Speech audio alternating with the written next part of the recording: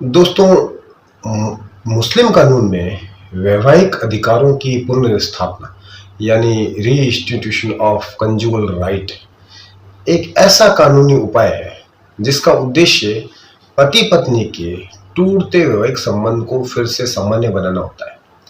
यदि पति या पत्नी में से कोई एक बिना किसी उचित कारण के एक दूसरे का साथ छोड़ देता है, अलग रहने लगता है या वैवाहिक जिम्मेदारियां हैं जो उनको निभाने से इनकार कर देता है, तो दूसरा जो पक्ष है वो अदालत में जाकर ये मांग कर सकता है कि पति पत्नी को फिर से साथ रहने का आदेश दिया जाए।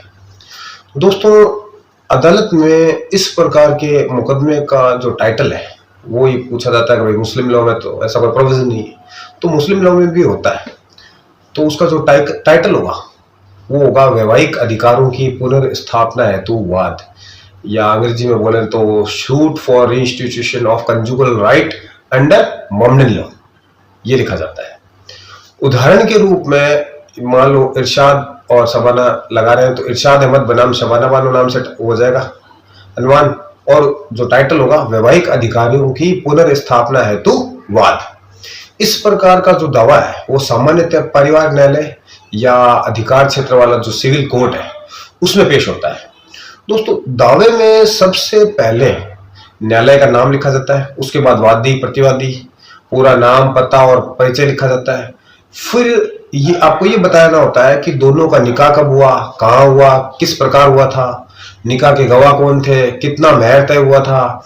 इसके बाद ये लिखा जाता है कि भाई पति पत्नी कुछ समय तक सामान्य जो वैवाहिक जीवन है जीते रहे, और फिर बाद में प्रतिवादी है जो बिना उचित कारण के वादी का साथ छोड़कर अलग रहने लगा या लगी।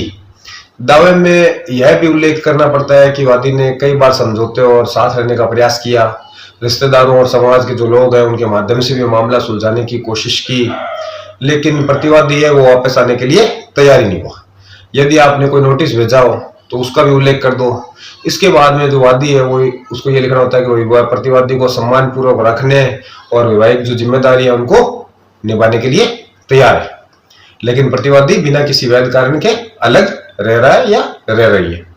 फिर कॉज ऑफ एक्शन अर्थात भाई आपके वाद का जो कारण है वो लिखना होता है, कॉज ऑफ एक्शन, कि भाई प्रतिवादी है द्वारा वैवाहिक दायित्व का उनका पालन ना करने के कारण ये वाद उत्पन्न हुआ है। इसके बाद अदालत के अधिकार क्षेत्र का उल्लेख कर दो कि भाई निकाह इस क्षेत्र में हुआ था या दोनों अंतिम बार इसी क्षेत्र में साथ रह रहे हैं, इसलिए न्यायालय को वाद सुनने का अधिकार है। और दावे में ये भी लिख दो कि भाई जो दावा है वो समय सीमा के भीतर प्रस्तुत किया गया है, और अंत में आपकी प्रार्थना है वो लिख दो, निवेदन कर दो कि माननीय न्यायालय प्रतिवादी को वादी के साथ वैवाहिक जीवन पुनः प्रारंभ करने और साथ रहने का आदेश प्रदान करे। तो दोस्तों, एक्चुअल में ये सारी जो ड्राफ्टिंग है ये मुस्लिम लॉ में मैंने इसलिए बताई है क्योंकि लोग ये कहते हैं कि मुस्लिम लॉ में कंजुगल राइट्स यानी कि दाम्पत्य जीवन की पुनर्स्थापना के जो प्रोविजंस है या कानून है वो है ही नहीं, लेकिन एक्चुअल में कानून नहीं है। लेकिन मुस्लिम लॉ कॉन्ट्रैक्ट एक्ट मानते हो तो वहां पर भी तो कर्तव्य और अधिकारों की बात की जा सकती है, तो उस आधार पर ये बेस्ड है, और ऐसे बहुत सारे जजमेंट भी है जहां ये दावे लगे हैं और डिसाइड हुए हैं। ठीक है, और अब बात करते हैं, यदि मान लो पत्नी की ओर से दावा दायर किया जा रहा है तो उसमें भी ये लिखा जा सकता है पति उसे बिना कारण छोड़कर अलग रह रहा है, खर्च नहीं दे रहा है या वैवाहिक जिम्मेदारियां वो नहीं निभा रहा है। तो मुस्लिम कानून में निकाह को केवल धार्मिक संस्कार नहीं बल्कि एक सामाजिक और कानूनी अनुबंध माना गया है, इसलिए इसमें दोनों पक्षों के अधिकार और कर्तव्य तय होता है।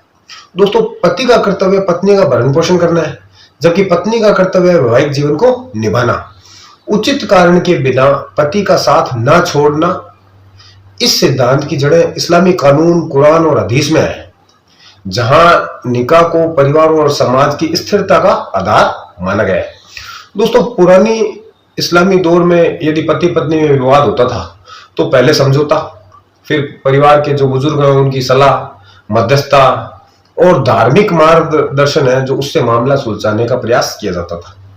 आधुनिक जो न्यायालय है, फैमिली कोर्ट्स हैं की तरह रीइंस्टीट्यूशन ऑफ कंजुगल राइट नाम का अलग से कोई प्रावधान नहीं है, लेकिन पति पत्नी के साथ रहने और रिश्ते है जो उनको बचाने के ऊपर बहुत ज्यादा जोर दिया गया है। भारत में मुस्लिम कानून मुख्य रूप से व्यक्तिगत कानूनों और न्यायालयों द्वारा दिए गए फैसलों से संचालित होता है। मुस्लिम विवाह विच्छेद अधिनियम 1939 में पत्नी को कुछ परिस्थितियों में तलाक मांगने का अधिकार दिया गया है। जैसे पति है वो 3 वर्ष तक वैवाहिक जिम्मेदारियां ना निभाए तो तलाक की मांग की जा सकती है। लेकिन इस अधिनियम में वैवाहिक अधिकारों की पुनर्स्थापना के लिए अलग से कोई विस्तृत प्रावधान नहीं है।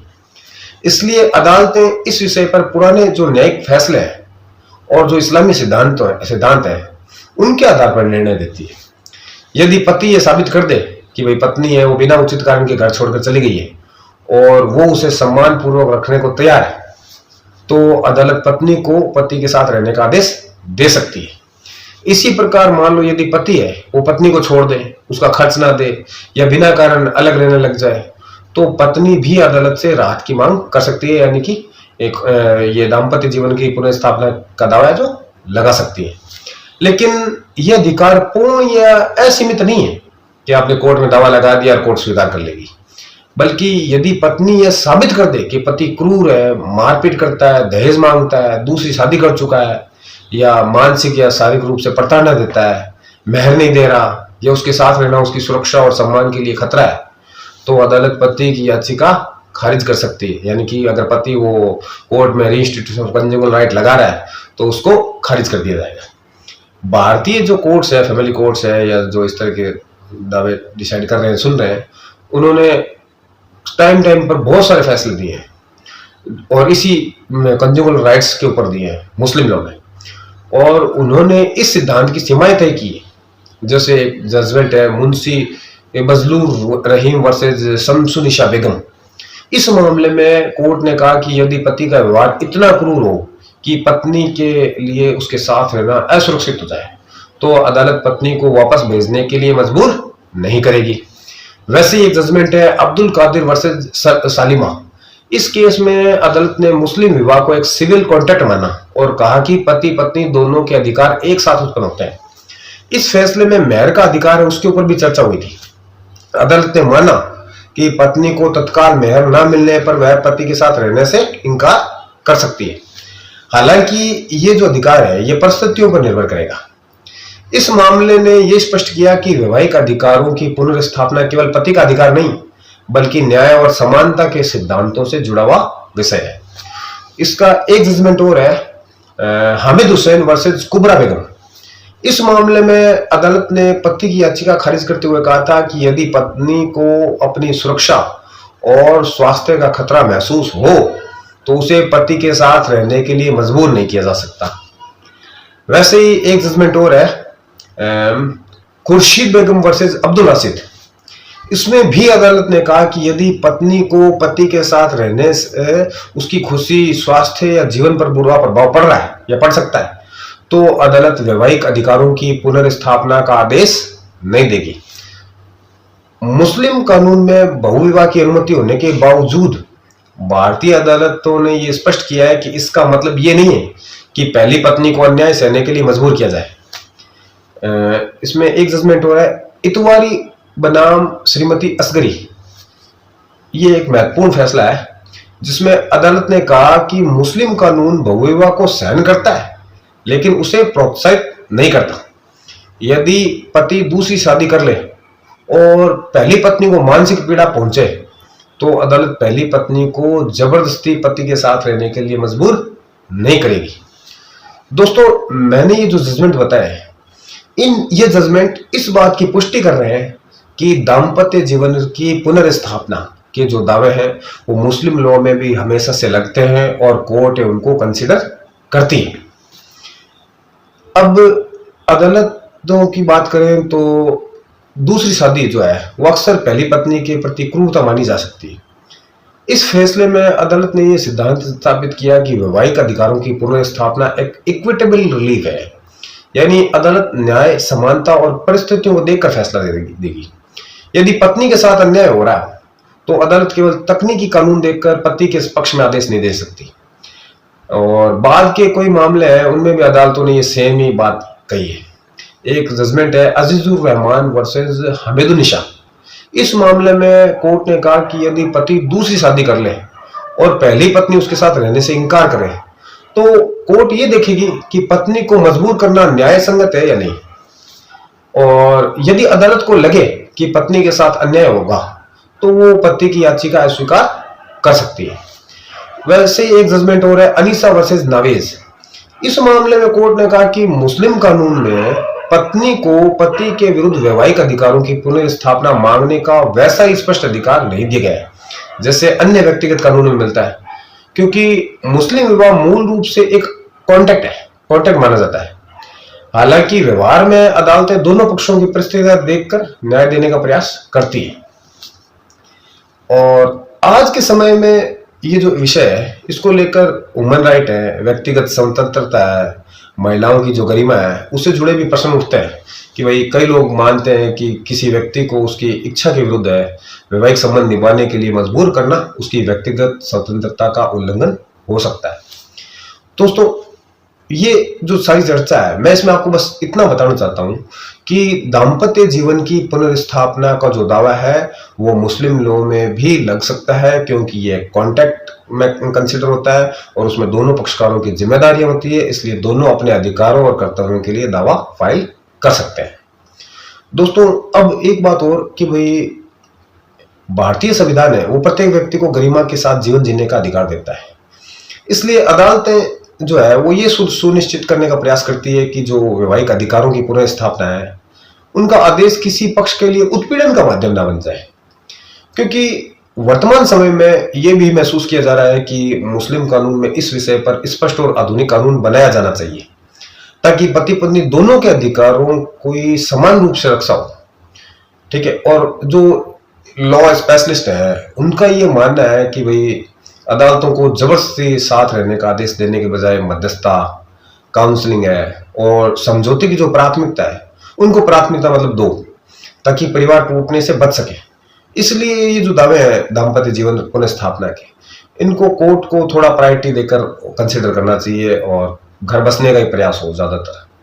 लेकिन वैवाहिक विवादों में कई बार क्या है, गलतफहमियां, आर्थिक जो तनाव है, परिवारों का हस्तक्षेप है, मतलब वाइफ के घर वाले इंटरफेयर कर रहे हैं, उधर उसका घर वाले इंटरफेयर कर रहे हैं, और कहीं ना कहीं वो प्राउड भी, अहंकार है जो, वो भी कारण बन जाता है, जिन्हें बातचीत और समझदारी है उससे सुलझाया जा सकता है। इसलिए आज के दौर में न्यायालय भी केवल कानूनी अधिकार नहीं बल्कि मानवीय जो दृष्टिकोण है वो अपनाने लगे हैं। जो फैमिली कोर्ट्स हैं, जैसे मैं बीकानेर से प्रैक्टिस करता हूं, तो बीकानेर के फैमिली कोर्ट है वो, उनका टारगेट है वो घर बसाने का रहता है। ठीक है, वैसे कुल मिलाकर जो मुस्लिम कानून में जो वैवाहिक अधिकारों की पुनर्स्थापना का उद्देश्य है वो पति पत्नी के रिश्तों को बचाना और परिवार को टूटने से रोकना है। लेकिन ये जो राइट है ये पूर्ण राइट नहीं है। यदि किसी पक्ष के साथ अन्याय, क्रूरता या असुरक्षा हो तो अदालत उसे जबरदस्ती वैवाहिक जीवन में लौटने के लिए बाध्य नहीं करती, ना करेगी। जो आधुनिक न्याय व्यवस्था है और अब व्यक्तिगत स्वतंत्रता, महिलाओं की गरिमा और समानता को अधिक महत्व दे रही है, इसलिए इस विषय में कानून और न्यायिक सोच है वो लगातार विकसित भी हो रही है। ठीक है, तो मेरे आज की इस वीडियो से मैं सिर्फ आपको ये बताना चाहता था कि मुस्लिम लॉ में भी दाम्पत्य जीवन की पुनर्स्थापना का दावा लगता है, और इसके लिए स्पेशल कोई कानून या स्पेशल जैसे हिंदू लॉ के अंदर सेक्शन 9 है वैसा कोई प्रोविजन मुस्लिम कानून में तो नहीं है। लेकिन चूंकि ये कॉन्ट्रैक्ट एक्ट भी है, कॉन्ट्रैक्ट एक्ट क्या कॉन्ट्रैक्ट माना जाता है, इसलिए जहां कॉन्ट्रैक्ट है वहां पति और पत्नी दोनों के अधिकार और कर्तव्य है, इसलिए ये दावा हमेशा से लगता है और इस पर हजारों जजमेंट्स हैं, कोर्टों ने ऑर्डर किए हैं, इसलिए आप दावा लगा सकते हैं। अगर आपको ये वीडियो अच्छा लगा हो तो लाइक और शेयर कर दें, और अगर ऐसे ही कानून से जुड़ी हुई हर बात को आसान शब्दों में समझना चाहते हैं तो इस वीडियो को इस चैनल को सब्सक्राइब कर लें, ताकि आपको लॉ से जुड़ी हुई हर बात एकदम सरल और सिंपल शब्दों में बताई जाएगी।